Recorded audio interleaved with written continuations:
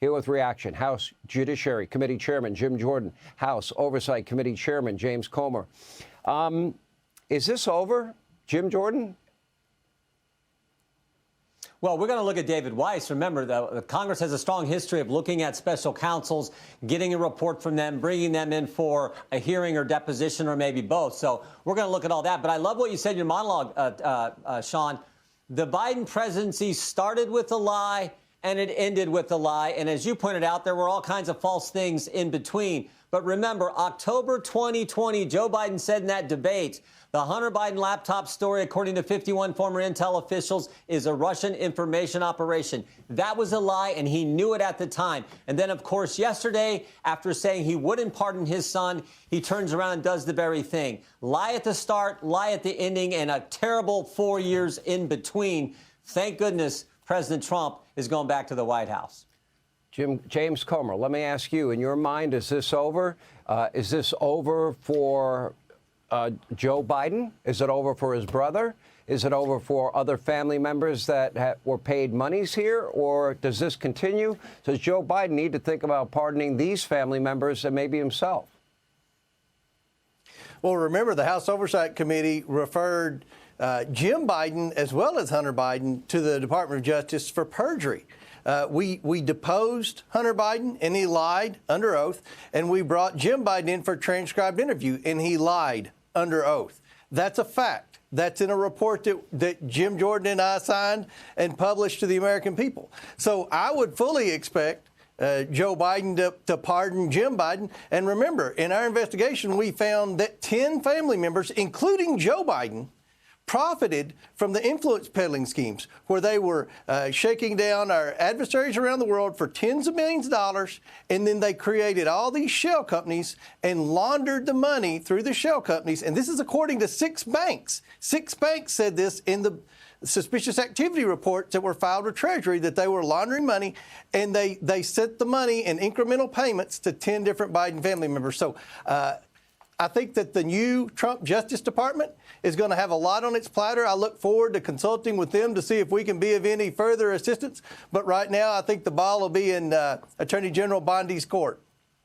So let me be clear, James Comer. Do you believe other Biden family members committed crimes?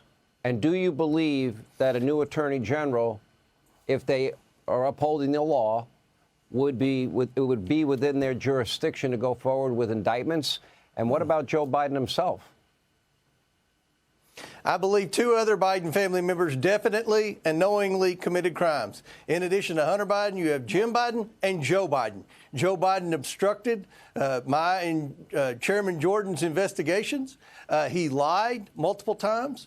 He lied about his knowledge and involvement. We had sworn testimony from Bob Alinsky and Devin Archer that said that Joe Biden knew all along what was going on. He was selling the brand, his brand. He was selling access to our enemies around the world, and he lied, just like Jim Jordan said in the debate about the laptop, and he lied when he said he wasn't going to pardon his son. So, yes, Joe Biden, in my opinion, has committed crimes.